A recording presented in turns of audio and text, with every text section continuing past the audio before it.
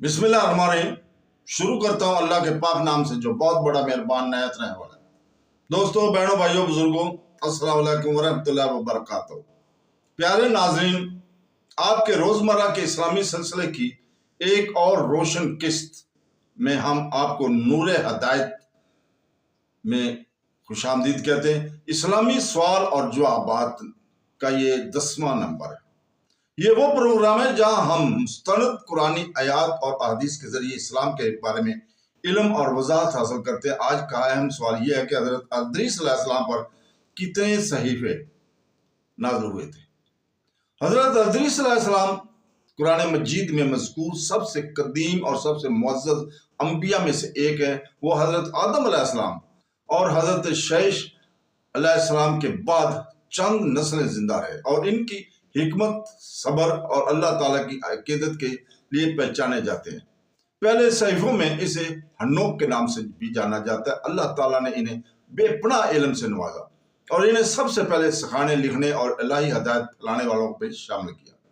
اسلامی روایت اور مستند روایت کے مطابق تہذیب کے ابتدائی دور میں انسانیت کے رہنمائی کے لیے حضرت ادریس علیہ السلام پر 30 صحیفے نازل کیے گئے تھے۔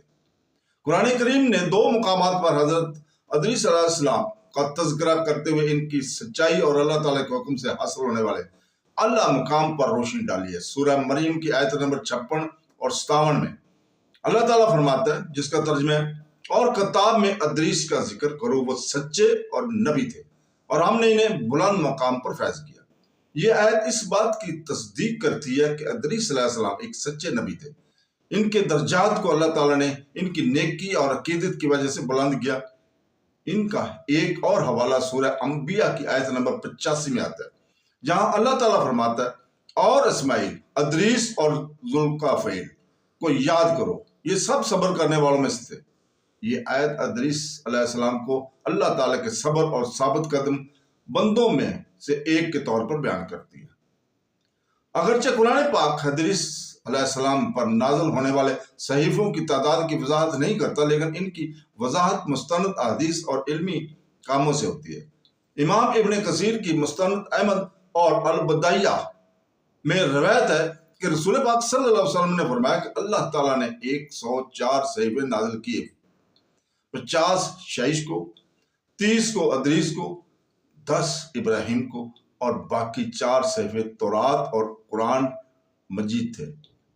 یہ حدیث واضح طور پر اس بات کی تصدیق کرتی ہے کہ حضرت ادریس علیہ السلام کو اللہ تعالیٰ نے 30 صحیفے عطا کیے تھے۔ یہ صحیفے جنہیں صحف ادریس بھی کہا جاتا ہے، صحف ادریس بھی کہا جاتا ہے، الہی علم، اخلاقی رہنمائی اور عبادت کے اصولوں پر مشتمل تھا۔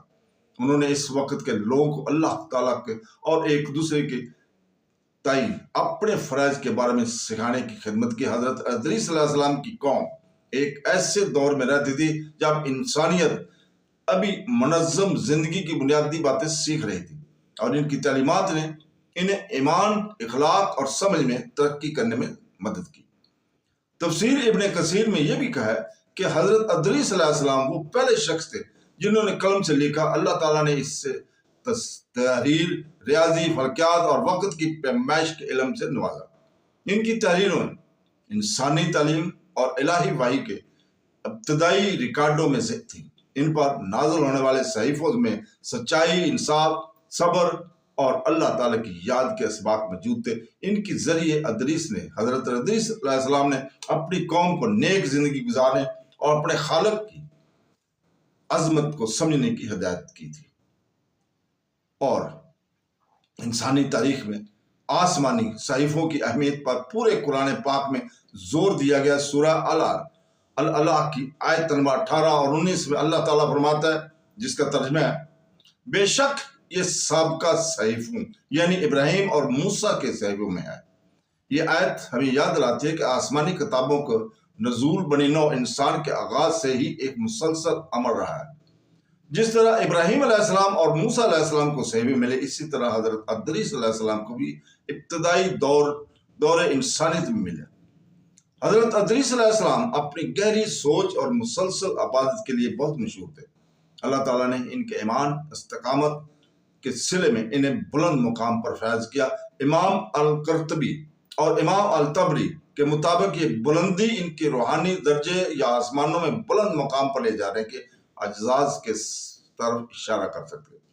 جیسا کہ سورہ مریم کی آیت میں مذکور ہے، اللہ تعالیٰ کے پیغام کو پھیلانے، علم اور تصنیف کی بنیادیں قائم کرنے میں بطور استاد اور رہنما ان کا کردار ضروری تھا۔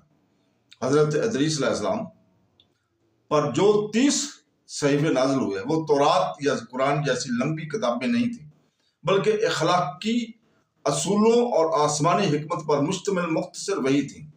انہوں نے اپنے پیروکاروں کو ہدایت کی کہ وہ خلوص نیت سے اللہ تعالیٰ کی عبادت کریں، گناہوں سے بچیں اور اپنی زندگی کی بہتری کے لیے محنت کریں۔ حضرت ادریس علیہ السلام کے صحیفوں میں صبر، عاجزی اور علم کے اصول کے اسباق بھی شامل تھے، اور وہ اقتدار میں جو آج بھی اسلام کے پیغام میں مرکزی حیثیت رکھتی ہے۔ انسانی تہذیب میں حضرت ادریس علیہ السلام کی خدمات بہت زیادہ تھی۔ انہوں نے تحریر کے متعارف کرایا، لوگوں کو قلم کا استعمال کرنا سکھایا اور علم کو محفوظ کرنے کے لیے اہمیت پر زور دیا۔ قرآن پاک ہمیں سورہ القلم آیت نمبر 1 میں قلم کی عظمت کی یاد دلاتا ہے، جہاں اللہ تعالیٰ فرماتا ہے، جس کا ترجمہ ہے نون، قلم کی قسم اور جو کچھ وہ لکھتے ہیں۔ بہت سے علماء کا خیال ہے کہ یہ آیت اسی خدائی نعمت کی عکاسی کرتی ہے جو سب سے پہلے حضرت ادریس علیہ السلام کو دی گئی تھی، جو لکھنے اور ریکارڈ رکھنے کے علمبردار تھے۔ مزید یہ کہ حضرت ادریس علیہ السلام کی زندگی ایمان اور علم کے درمیان ہم آہنگی کی زہر کرتی ہے۔ اس کے صحیفوں نے روحانی حکمت کو علمی تفہیم کے ساتھ جوڑ دیا، جس سے ظاہر ہوتا ہے کہ سیکھنا عبادت کا عمل ہے۔ جب یہ اللہ تعالیٰ کے قریب لاتا ہے، اس کی مثال مومنوں کو سکھاتی ہے کہ علم کی تلاش اور دوسروں کے فائدے کے لیے اسے ریکارڈ کرنا خالق کے لیے عقیدت اور شکر گزاری کی ایک شکل ہے۔ آخر میں حضرت ادریس علیہ السلام الہی وحی حاصل کرنے والے ابتدائی پیغمبروں میں سے ایک تھے، اور مستند حدیث کے مطابق اللہ تعالیٰ نے ان پر 30 صحیفے نازل فرمائے۔ یہ صحیفے الہی حکمت، اخلاق کی رہنمائی اور صالح زندگی گزارنے کی ہدایت سے بھرے ہوئے ہیں۔ ادریس علیہ السلام کو علم، تحریر اور صبر سے نوازا گیا تھا، اور اللہ تعالیٰ نے ان کی اطاعت اور لگن کے اعزاز میں انہیں بلند مقام پر فیض کیا تھا۔ ان کی کہانی ان کی بات کی یاد دہانی کرتی ہے کہ علم اللہ کی طرف سے ایک مقدس امانت ہے، اور جو لوگ اسے تلاش کرتے ہیں وہ اسے خلوص کے ساتھ پھیلاتے ہیں، وہ دنیا اور آخرت دونوں میں بلند ہوتے ہیں۔ اس طرح حضرت ادریس کے 30 صحیفے الہامی وحی کی تاریخ میں ایک بنیادی باب کی نشید دہی کرتے ہیں، جو انسانیت کو ایمان، سمجھ اور روشنی خیالی کی طرف رہنمائی کرتے ہیں۔ تو دوستو، بہنوں، بھائیوں، بزرگوں، ہماری دعا ہے کہ اللہ تعالیٰ ہمیں آج جو ہم نے سنا، پڑھا اور بیان کیا، اس کو سمجھنے، اس کے اوپر عمل پر کرنے کی توفیق عطا فرمائے۔ اے اللہ تعالیٰ، ہمارے علم، ایمان اور فہم میں اضافہ فرما۔ اے اللہ تعالیٰ، ہمارے دلوں کو اپنے نور سے بھر دے اور ہمارے اعمال کو اپنی رضا کا ذریعہ بنا دے۔ انشاءاللہ تعالیٰ کل ملتے ہیں ایک اور متاثر کن سوال و جواب کے ساتھ اسی ہمارے سلسلہ نور ہدایت میں۔ تب تک اللہ تعالیٰ کو یاد کرتے رہو، کیونکہ اللہ تعالیٰ کے ذکر سے ہی دلوں کو سکون ملتا ہے۔ اللہ حافظ۔